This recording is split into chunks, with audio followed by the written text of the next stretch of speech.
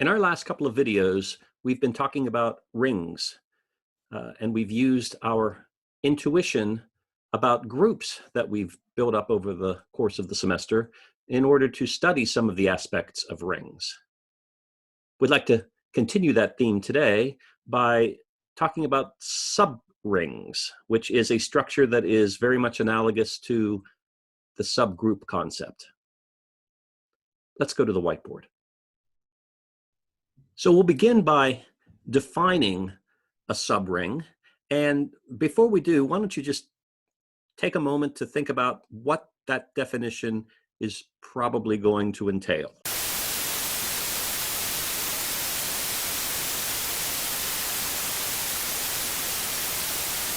Okay, so let's look and see what I've written down. So we're going to start with a ring, R, with the two operations, addition and multiplication, defined on it. And we'll look at a subset of R. And we're going to call it a subring of R, provided that, so what should the condition be? Right. The condition should be that that subset, together with the addition and multiplication defined on R, is also a ring. In fact, that's exactly analogous to the way we defined a subgroup, right? Whenever we were studying groups. So the thing is, whenever we were studying groups, we very rarely used the analogous definition that we gave. So we defined a subgroup of a group to simply be a subset that itself was a group. We almost never used that definition because what we had was a characterization for being a subgroup that was a whole lot easier to check, right? And that's that a subset in a subgroup, a subset is a subgroup if it's closed with respect to the operation and with respect to inverses. That was the characterization for a subgroup. What do you believe might characterize a subring? Pause the video for just a moment. I want you to write down what you believe the characterization for a subring would be that is analogous to the characterization that we gave for subgroups. Go ahead, I'll be here whenever you come back.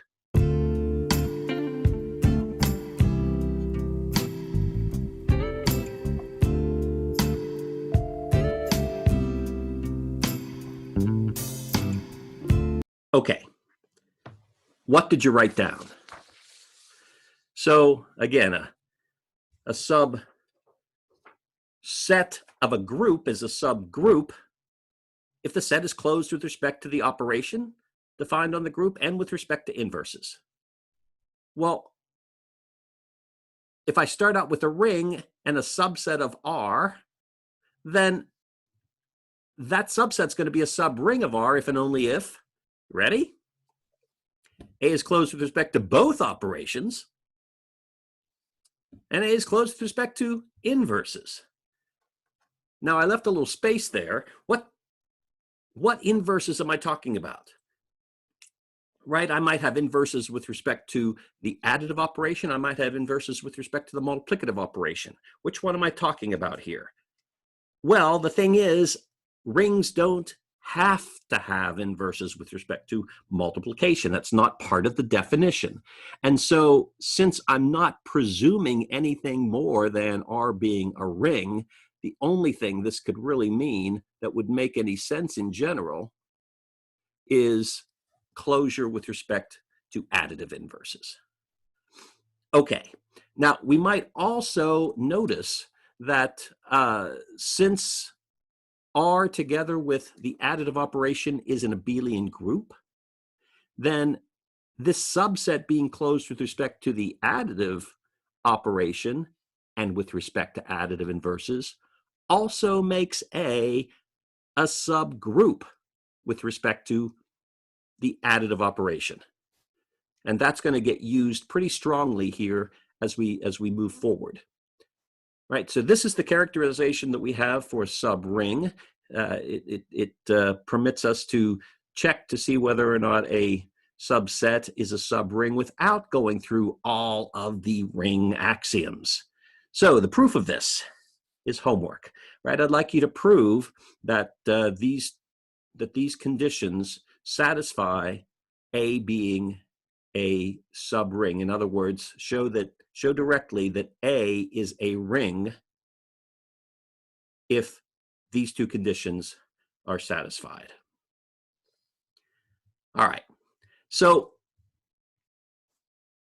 as we just mentioned, if A is a subring of this ring, then A together with just addition is, well, not only just a group, but it's going to be an abelian group, right? Since, well, what do we have? We have A is a subset of R. We have that it's closed with respect to addition. We have it's closed with respect to inverses. And, well, since R together with addition is an abelian group by assumption, right? Go back and look at the definition of a ring again, right? R together with the additive operation is an abelian group. So A is going to inherit commutativity from R, right? If I take any two elements and I add them together, and then I reverse their order and add them together, I get the same thing because it's abelian. Well, if those two elements are in A, then I have the same property. So here's a question for you. What additional conditions are going to be needed in order to ensure that this subgroup, this A together with just addition, is a normal subgroup of R? What additional conditions are going to be needed in order to show that this subgroup of this abelian group is normal in R? Did you think about it for a moment? Well, look at that again. R is abelian, A is a subgroup of it, but in an abelian group, every subgroup is normal. Right and left cosets are going to be equal because of commutativity. And so we don't need any other conditions. So let's go ahead. Let's let R be a ring. Let A be a subring of R. Then every time A is going to be a normal subgroup of R. Again, we're just looking at the additive operation here. And so the proof is rather simple, right? We just gave it. Every subgroup of an abelian group is normal.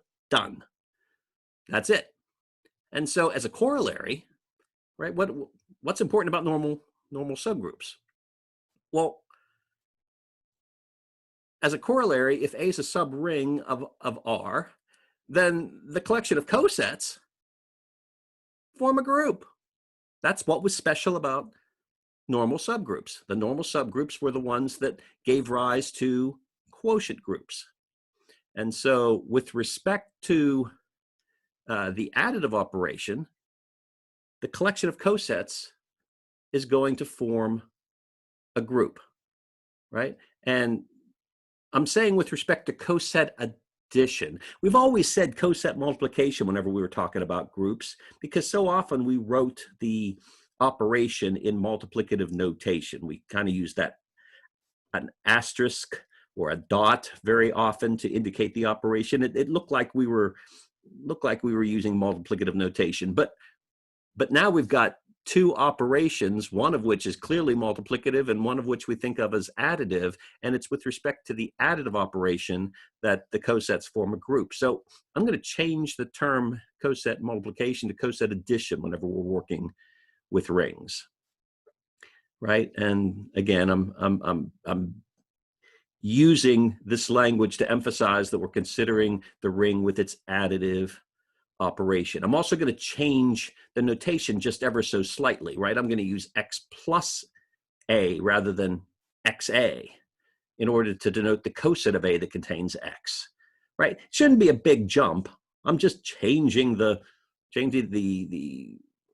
multiplicative notation that we were using before to an additive notation, It's really only the operation that's changing here, right? I'm also going to write, I'm going to use, instead of an asterisk with a circle around it that I was using to emphasize or to indicate coset multiplication, I'm going to use a plus with a circle around in order to talk about coset addition, right? And so I'm going to add two cosets together by adding in this case, x and y, the elements out of R together, and then the coset I'm going to get is the one that contains that element, right? And that's analogous to what we were doing with groups, right? This is the way we wrote it whenever we were talking about groups. With the additive notation, it looks like this. It might take a little getting used to, but I think you'll catch on to that pretty quickly. So here's a question. If this is the way we're going to define coset addition, how should coset multiplication be defined? And let's be careful, right? This collection of cosets, the cosets that we're looking at all look like this, right? It's going to be the set of all elements in R that can be written as x plus something in A. So those are what the cosets look like. How should we define a way to multiply two cosets together? How should that be defined? Well, it seems reasonable that perhaps multiplying x and y together using the multiplication in R that we're assuming, it seems that the coset that contains that product would be a likely candidate for the product of two cosets. It seems to correspond to the way we were defining coset addition and the way we were defining coset multiplication whenever we were talking about groups. But is this reasonable? Well, let's explore a little bit. All right, so let's start with a ring, and let's let A be a subring of R. And so, right, so I want to explore what it's going to mean to multiply a couple of cosets together. So if I take something out of the first coset and I take something out of the second coset, well, I would expect that whenever I multiply those together, I should be in whatever coset would be appropriate for the definition of coset multiplication. Well, let's look at what happens whenever I multiply those together, right? So if I take x plus a1 and multiply it by y plus a2, then I'm just using the distributive property here. And mind you, I really have to be careful about the order in which I multiply, because the definition of a group does not say that multiplication is an abelian operation. So I have to be very careful, and I'm going to be. So using the distributive property and thinking of x plus a1 as one element. So the distributive property says if I take this element and multiply it by a sum, then I'm going to get that element times the first summand plus the element, right, x plus a1 times the second summand, right? And I'm keeping my multiplication in the right direction. And so I can use the distributive property again, right? So this is going to be the same as x times y plus a1 times y, and then x times a2 plus a1 times a2. And that's what I have in my next line. And so let's look at what I've got here. So I was thinking maybe the coset that contained x times y was a reasonable one to choose as a candidate for the product of two cosets. And here is my x times y, and it even occurs in the right place. Over here, I clearly have a member of A, because keep in mind, A is a subring. And so multiplication is an operation on A.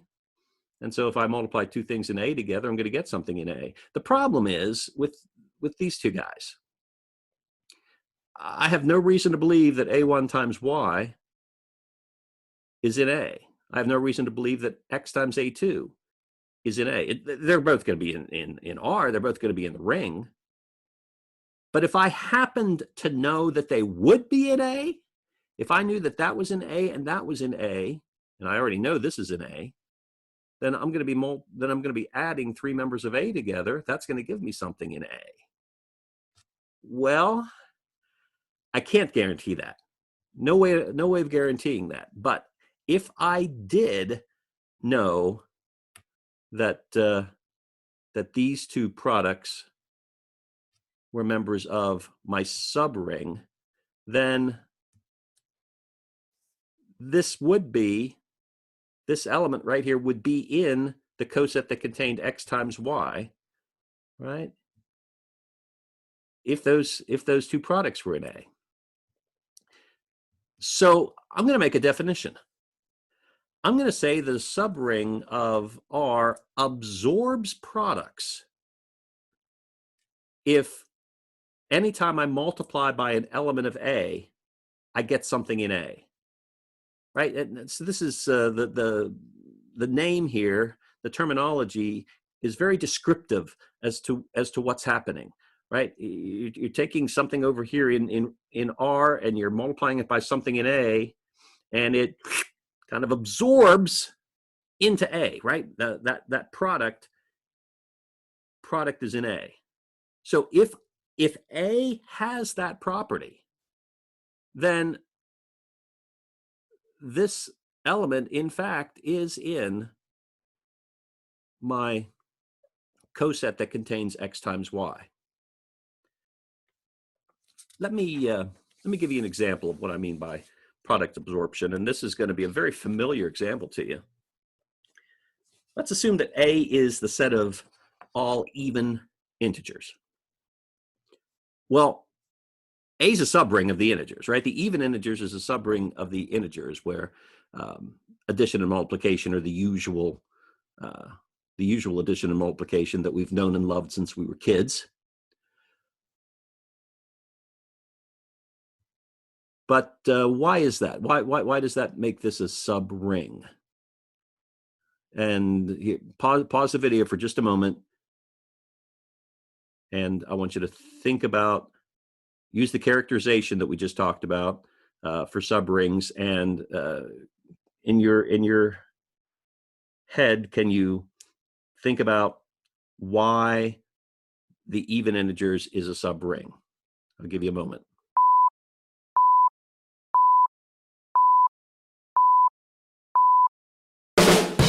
Okay, did you get it? Well, it's simply that, what do we need? We need closure with respect to both operations. Well, if I add two even numbers together, I get an even number.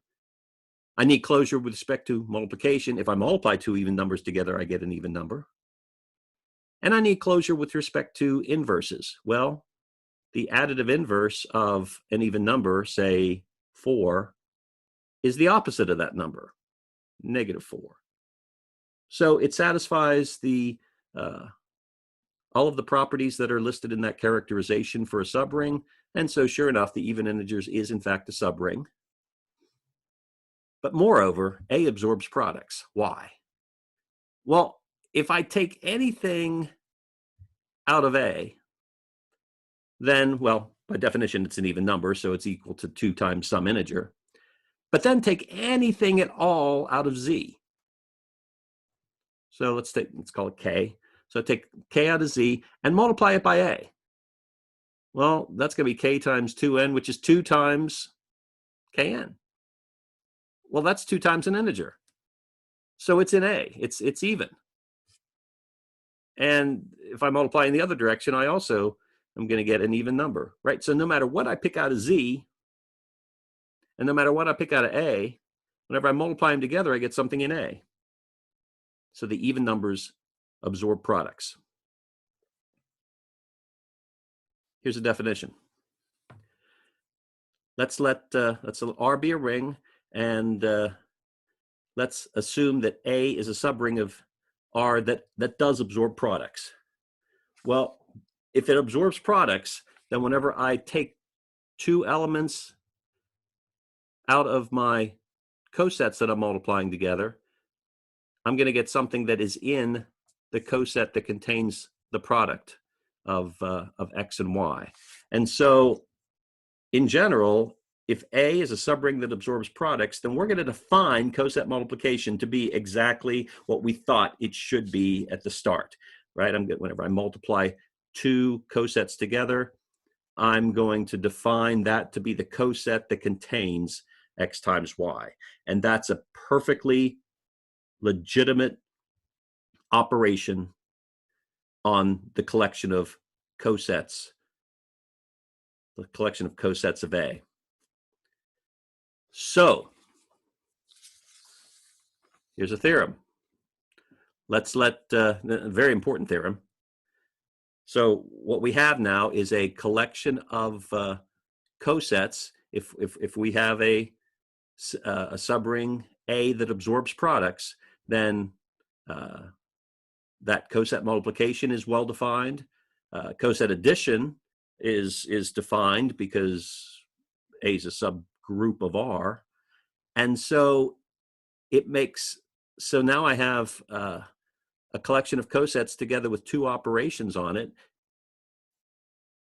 I get an algebra, but it turns out that I actually get a ring. So the set of cosets together with coset addition and coset multiplication turn out to satisfy all of the axioms of a ring. And that ring is called the quotient ring of R with respect to A. How do we prove this? How do we prove that this collection of cosets together with coset addition and coset multiplication is a ring? Well, that's for you to consider. That's going to be a homework exercise for you. Here's another definition. And this just kind of ties everything together. If A is a subring of a ring R that absorbs products, then A gets to be called an ideal. Right? So it's the ideals that allow us to form quotient rings in very much the same way that normal subgroups allowed us to form quotient groups. So, in the setting of rings, an ideal is equivalent to what a normal subgroup was in the setting of groups. So if I want to check to see if a subset of R is an ideal of R, then I have to satisfy the conditions for being a subgroup, and then I need to absorb products. So if you're tasked to show that some subset is an ideal, then you're going to have to show that that subset is closed under addition, it's closed under multiplication, it's closed under inverses, and that it absorbs products. Okay, so just to kind of recap your homework, I want you to prove that subring characterization that we gave earlier, right? That a subset is a subring if it's closed with respect to both operations and closed with respect to additive inverses. I want you to prove that the collection of cosets under coset addition and coset multiplication is a ring whenever A absorbs products. And in addition, I would like you to prove that if I take the collection of all of the multiples of any integer, right? So we talked about the even integers a moment ago. So that would have been the multiples of 2. But it doesn't really matter what multiples I'm looking at. It turns out that my set is an ideal of Z. And I'd like you to prove that as well. So that took us through a lot. In a very real sense, almost everything we've talked about today has an analog in the group setting. And I'm counting on your intuition that we built in the group setting in order to go relatively quickly through this material on rings. A lot of analogs are happening here. We're going to continue our discussion of rings next time. Until then, stay well, stay safe. I'll see you then.